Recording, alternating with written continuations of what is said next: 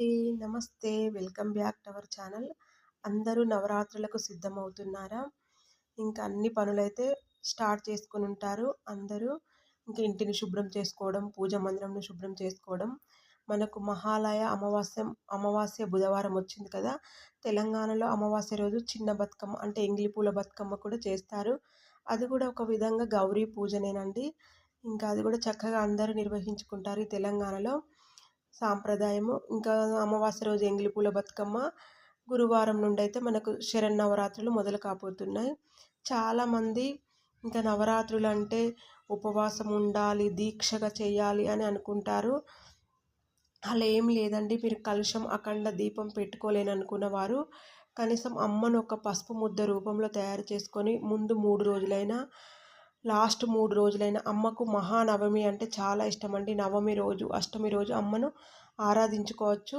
మనకు కుదిరినన్ని రోజులు ఒక పసుపు ముద్ద రూపంలో అయినా అమ్మను పెట్టుకొని ఆరాధించుకోవచ్చు. లేదంటే మన ఇంట్లో లక్ష్మీదేవి కానీ, సరస్వతీదేవి కానీ, పార్వతి పరమేశ్వరుల ఫోటో ఉంటుంది కదా! ఏ ఫోటో ముందైనా కూడా అమ్మను మనం పూజ అయితే చేసుకోవచ్చు.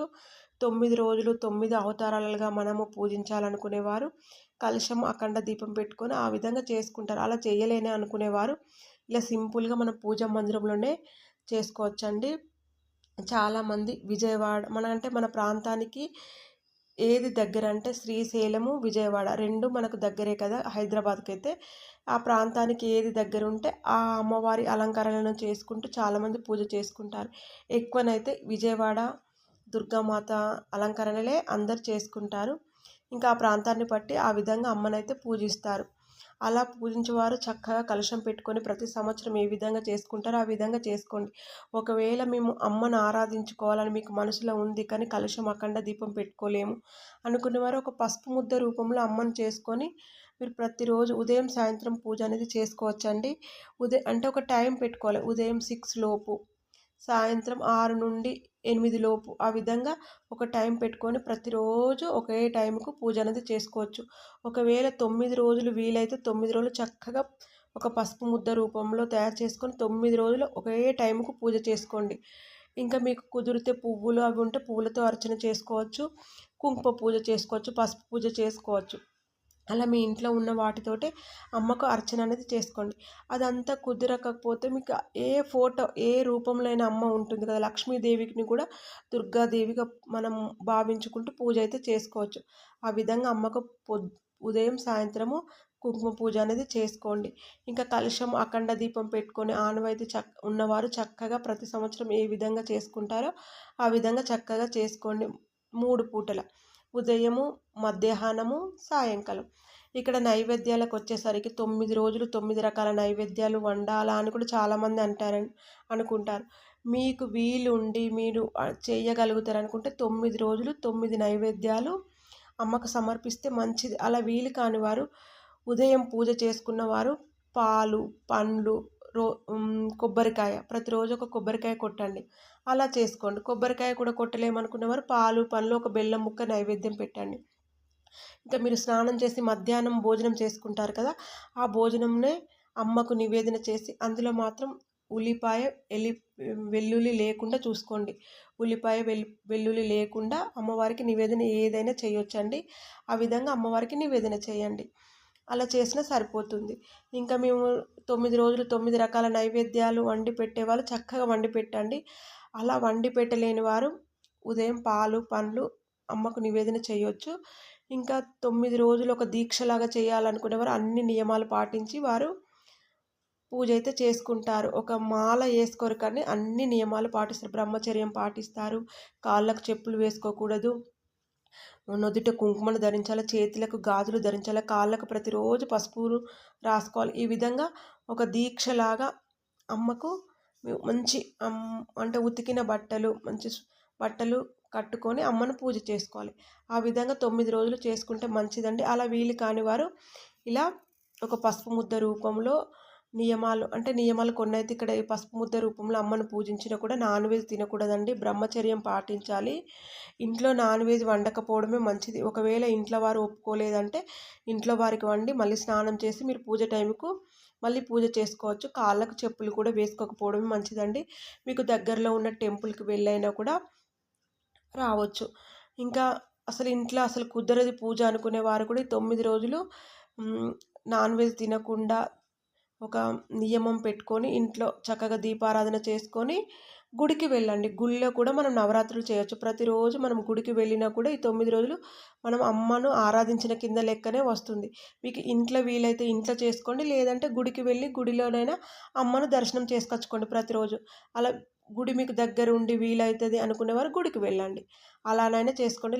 గుడి దగ్గర లేదు అనుకునేవారు ఇలా పసుపు ముద్ద రూపంలో లేదంటే మీ ఇంట్లో ఏ అమ్మవారి ఫోటో ఉంటే ఆ అమ్మవారి ఫోటో ముందు మీరు పూజ అనేది చేసుకోండి. కానీ ఇంట్లో మరి పూజ చేసేవారైతే నాన్ వెజ్ తినకూడదండి. కాళ్ళకు చెప్పులు కూడా వేసుకోకూడదు. ఇంకా మరీ బయటికి దూరం వెళ్తున్నాం అనుకునేవారు చెప్పులు వేసుకోండి. అలా కానీ మనం కూడా రోజు కాళ్ళకు పసుపు రాసుకోవాలి, గంధం పెట్టుకోవాలి, చేతి నిండా గాజులు వేసుకోవాలి, కుంకుమ బొట్టు పెట్టుకోవాలి, తలలో పువ్వులు ధరించాలి. ఈ విధంగా చక్కగా మనము నిండు ముత్తైదువులం అంటే అమ్మవారు రూపం అయితే ఎలా ఉంటుందో మనం కూడా మనల్ని చూస్తే కూడా అమ్మవారిని చూసే ఫీలింగ్ కలిగేలాగా మనం మంచిగా రెడీ కావాలి. ఇంకా ముఖ్యం రాహుకాల దీపాలండి. అమ్మవారికి రాహుకాల దీపం అంటే చాలా ఇష్టం. నిమ్మకాయల పైన దీపాలు వెలిగించడం. ఇవి నిమ్మకాయల పైన దీపాలు ఎట్టి పరిస్థితుల్లో ఇంట్లోనైతే వెలిగించకూడదండి. టెంపుల్‌కి వెళ్ళి ప్రతిరోజు రాహుకాలం ఏ టైంలో ఉంటుందో ఆ టైం చూసుకొని ఆ టైంకి వెళ్ళి అమ్మవారికి రాహుకాల దీపాలు నిమ్మకాయల పైన దీపాలు వెలిగించుకొని రాండి. ఇలా చేసినా కూడా అమ్మ అనుగ్రహం మనకు దొరుకుతుందండి. పెద్ద పెద్ద నైవేద్యాలు వండి వార్చి కడుపు మార్చుకొని ఉపవాసం ఉంటేనే అమ్మ మనల్ని కరుణించుతుంది అనేది తప్పు. కడుపు మార్చుకొని మనము ఉండనవసరం లేదండి. మీ హెల్త్ సహకరిస్తేనే అమ్మను మీరు ఉపవాసం ఉండండి. ఉదయం నుండి సాయంకాలం వరకు చాలామంది ఉంటారు. అలా ఉండండి. లేదంటే ఉదయం పాలు, పళ్ళు తీసుకొని మధ్యాహ్నము మీరు వండుకున్న పదార్థాలు అమ్మకు నివేదన చేసి అవే మీరు భుజించొచ్చు. ఆ విధంగా చేసుకోండి. నేనైతే ఉదయం అమ్మవారికి అభిషేకం చేసుకొని, కొబ్బరికాయ కొట్టి, పండ్లు నివేదన చేసి, పాలు నివేదన చేస్తాను. ఆ పాలనే నేను తీసుకుంటాను. మళ్ళీ మధ్యాహ్నం భోజనం అయిన తర్వాత అమ్మకి చక్కగా మళ్ళీ ఒకసారి ఆరతిచ్చి నేను వండిన పదార్థాలన్నీ అమ్మకు నివేదన చేసుకొని మళ్ళీ పూజ చేసుకొని ధూపం వేసుకోవాలి. అమ్మవారికి ధూపం అంటే చాలా ఇష్టమండి.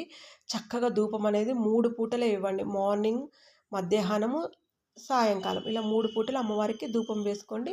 ఇంకా నేను మధ్యాహ్నం నేను వండిన పదార్థాలన్నీ అమ్మవారి దగ్గర పెట్టుకొని అవి నివేదన చేసుకొని నేను తింటాను. అలా ధూపం వేసుకొని మధ్యాహ్నం. నైటు అమ్మవారికి పాలు, పళ్ళు మళ్ళీ నివేదన చేస్తాను. అవే పళ్ళు, పాలు నేను తీసుకుంటాను నైటు. అంతేనండి. నేను ఇలా ఉంటాను. ఇది మన ఆరోగ్యం సహకరిస్తేనే ఇలా ఉండాలండి. బీపీ, షుగరు, చిన్న పిల్లలు, ముసలి వాళ్ళైతే అసలు ఇవే నియమాలు పాటించనవసరం లేదు. అమ్మను ఆరాధించామా అని అంతే. కాకపోతే వెల్లుల్లి, ఉల్లిపాయ, నాన్ వెజ్ తినకుండా ఉండండి. ఇలా ఉండండి కానీ హెల్త్ సహకరిస్తేనే ఉపవాసం ఉండాలండి. హెల్త్ సహకరించిన వారు అస్సలు ఉపవాసం ఉండవలసిన అవసరమేం లేదు. ఇలా చేసుకోండి. ఇంకా మాకంత హెల్త్ సహకరిస్తది, మేము అన్నీ చేస్తామన్నవారు ఉదయం పూజ చేసుకోండి, పాలు తీసుకోండి, మధ్యాహ్నం భోజనం వండి అమ్మవారి ముందు పెట్టి ఆ నైవేద్యము తిని మళ్ళీ నైట్ పండ్లు పెట్టి ఆ పళ్ళను తీసుకోవచ్చు. ఇంకా ఉండలేమనుకునేవారు ఏదైనా టిఫిన్ చేసుకొని ఇడ్లీ అలాంటివి చేసుకొని కూడా తినొచ్చు. ఉండలేననుకునేవారు. అవి కూడా అమ్మవారికి నివేదన చేసి తినొచ్చు. ఇలా చేసుకోండి. సింపుల్‌గా ప్రతిరోజు ఉదయం, సాయంత్రము కుంకుమ పూజ చేసుకోండి. దేవి ఖడ్గమాల పారాయణం చేసుకోండి. అమ్మవారి సూత్రాలు పారాయణం చేసుకోండి. లలిత సహస్రనామం చదువుకోండి. వచ్చినవారు ఈ విధంగా ఉదయం, సాయంత్రం ఒకే టైంకు అమ్మను ఆరాధించుకుంటే సరిపోతుందండి.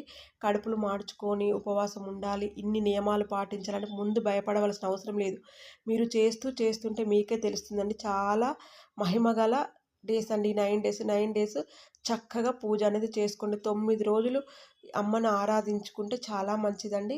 ఈ విధంగా ఆరాధించుకోండి. మనం టెంపుల్‌కి వెళ్ళైనా అమ్మను ఆరాధించుకోవచ్చు. ఇంట్లోనైనా ఆరాధించుకోవచ్చు. చక్కగా పీఠం పెట్టుకొని, అఖండ దీపం పెట్టుకొని, కలశం పెట్టుకొని, అన్ని నియమాలు పాటిస్తూ కూడా అమ్మను పూజ చేసుకోవచ్చు. ఏ విధంగా పూజ చేసినా కూడా అమ్మ మనను ఆశీర్వదిస్తుంది. అమ్మ కరుణ కటాక్షాలు మన పైన ఉంటాయి. కానీ అమ్మను ఆరాధించడము మొదలుపెట్టుకోండి. అంతేనండి. అలా అమ్మను ఆరాధిస్తే 9 రోజులైతే చక్కగా ఏ రూపంలో అయితే మీరు పూజిస్తారో ఆ రూపంలో ఆ అమ్మవారి అష్టోత్తరాలు, అమ్మవారి సూ సూ సూత్రాలు అవి చదువుకోండి. దేవి ఖడ్గమాల పారాయణం చేయండి. కుంకుమ పూజ చేసుకోండి. పసుపుతో పూజ చేసుకోండి. చాలండి. ఇంత పూజ చేసినా చాలు. కానీ ఉదయం, సాయంత్రం ఒకే టైంలో పూజ అనేది చేసుకోండి. కలశం అఖండ దీపం పెట్టిన వారు మీరు ప్రతి సంవత్సరం ఎలా చేసుకుంటారో ఆ విధంగా చేసుకోండి. ఇంకా మనం ప్రతి సంవత్సరం అయితే చేసుకుంటాము కదా! ఇంకా ఎలాంటి డౌట్ లేకుండా మనం ఈ 9 రోజులు ఆనవాయితీ లేని వారు కూడా పూజ అనేది చేసుకోవచ్చండి. ఈ వీడియో గనుక మీకు నచ్చినట్లయితే ఒక లైక్ ఇవ్వండి, కామెంట్ చేయండి. ప్లీజ్ మన ఛానల్‌ని సబ్స్క్రైబ్ చేసుకోండి. సబ్స్క్రైబ్ చేసుకున్న వారందరికీ పేరు పేరున మనస్ఫూర్తిగా